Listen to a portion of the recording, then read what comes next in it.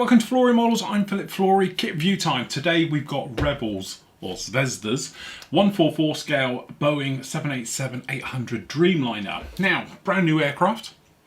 Kit's been around a couple of years now. To be honest, Zvezda did the original for it and did an absolute stunning job. So lo and behold, we can expect reboxes, and we've got the Revell version that has come along now. It's exactly the same plastic inside the kit, but obviously just different options. So they're gone for the actual Boeing testbed Dreamliner version.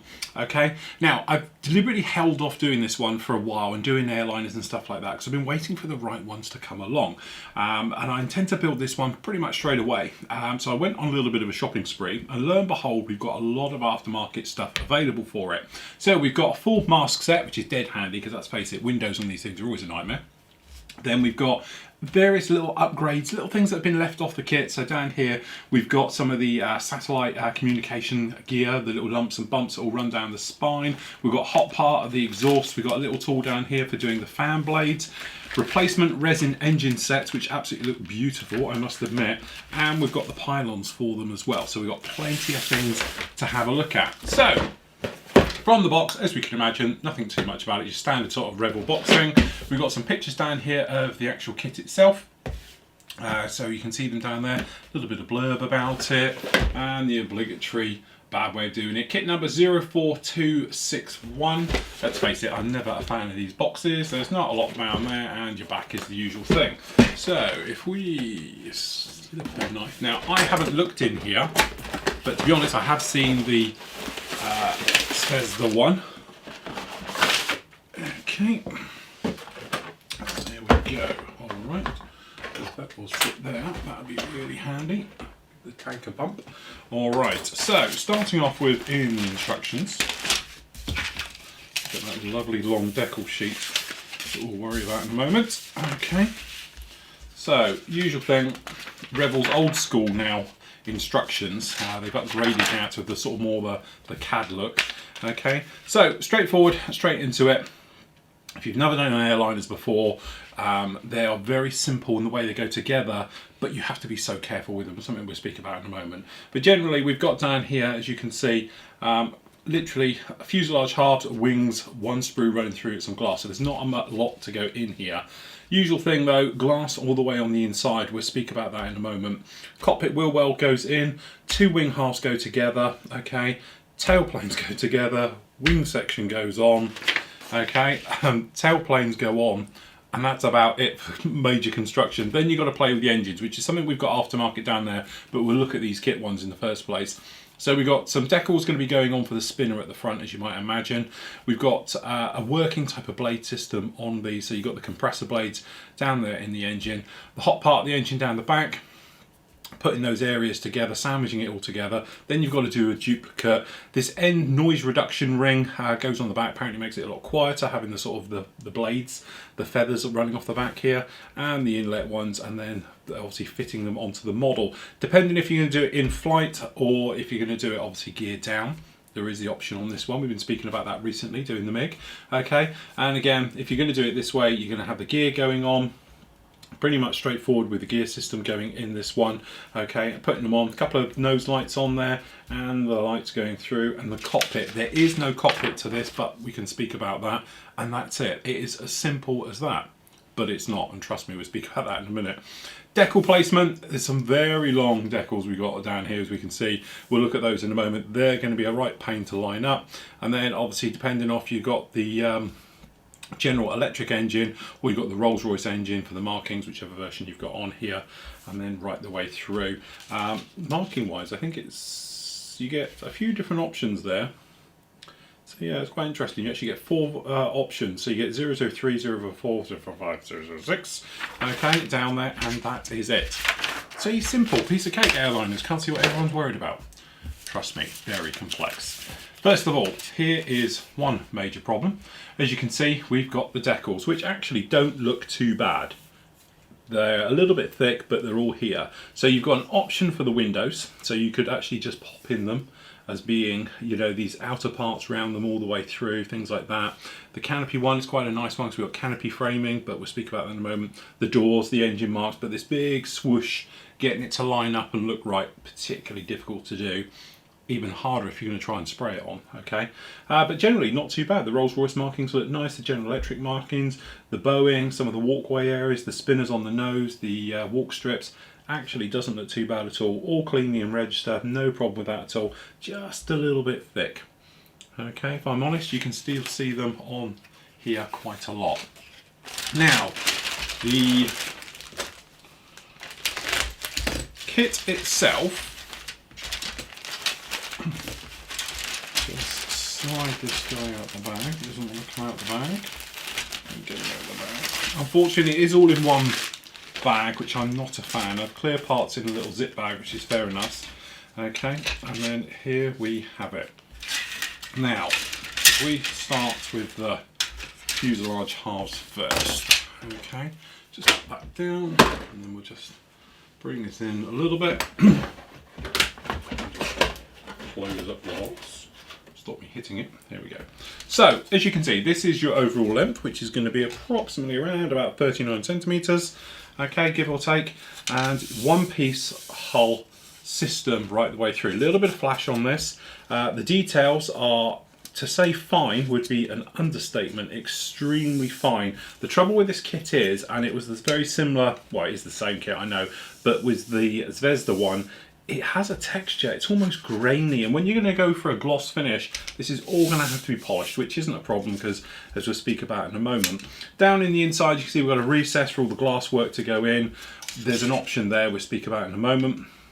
But generally, as you can imagine, there isn't much in the way of surface detail and things in there. It is in here, but I don't really think you're going to see it because of the way it actually is. It is so fine, and it's sort of lost in this surface texture, but it has got very, very fine, and when we say fine, we really mean it, details around it. So the door, I don't know how well you can actually see it in there, or even if you can see it in there, if you catch it in the light, but you can do it like that.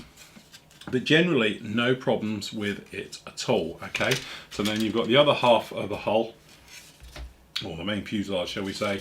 The other drawback is obviously, even because we're talking 144, it's very difficult to do things in scale, but no moving control surfaces. We've got no option to drop the flaps on these things. I know it's standard for you guys who do airliners all the time, but if you're not, this is pretty much the norm for most airliners, no matter what the scale. They're quite complex, and to try and do it in this scale would be an absolute feat. The big problem you're always going to have doing these kits is going to be joining halves together, because let's face it, we all get seam lines, but we don't normally have them that long, so it's the entire length of it. Luckily for us though, I would say we've got modern materials, modern glues now, things like that. We can weld it all up, and then we can sand, polish it, and to be honest, I'm going to end up repolishing everything, I think. And then for these rain drains that go over, stop the water running into the doors, I think we'll rescribe them in afterwards and just buff the hell out of it to get a nice smooth finish all the way over this one. So you can see, it's going to be quite a lump once it's done. It's not as small as you might think. It is an airliner.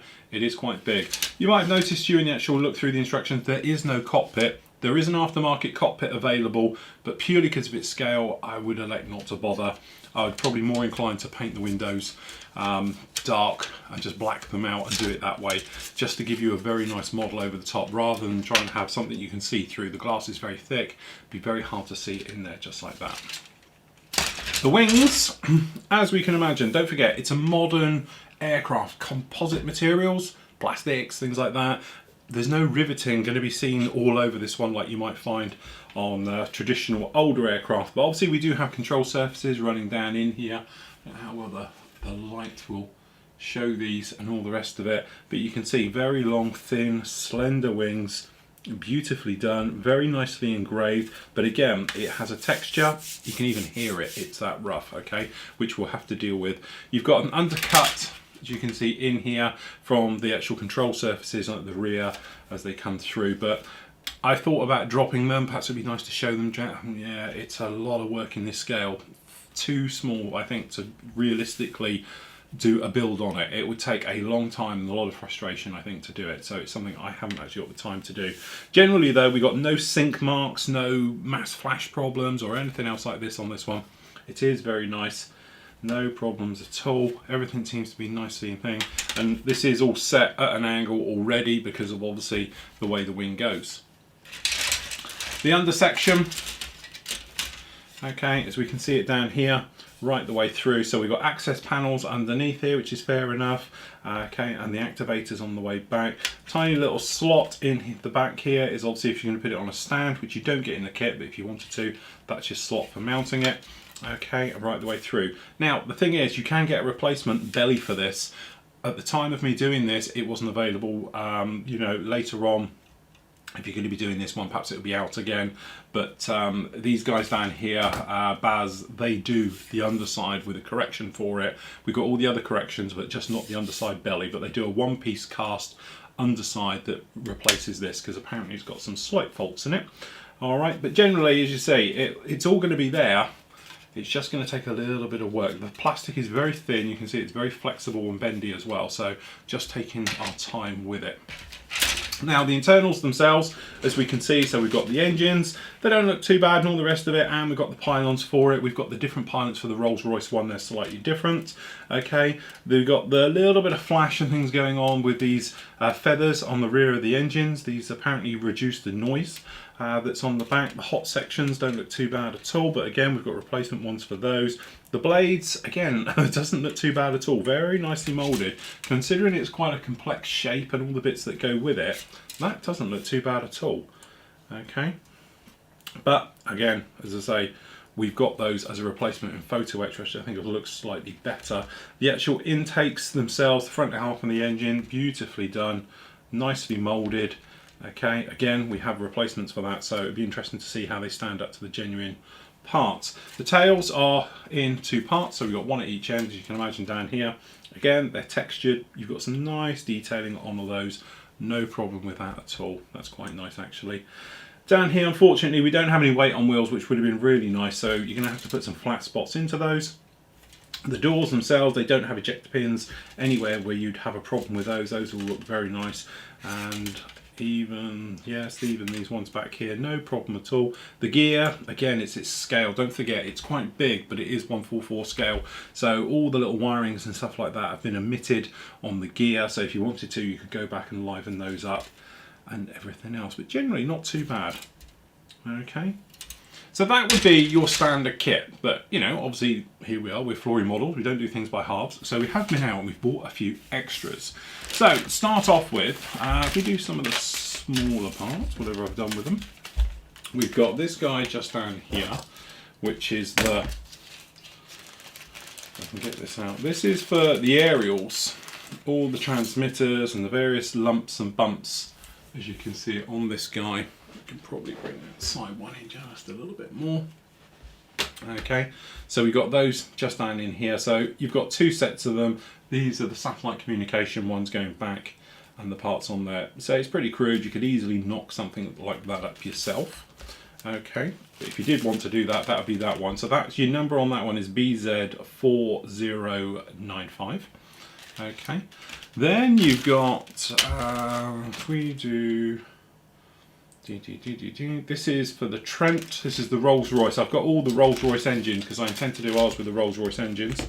Okay, this is for the hot section down the back. These are replacements.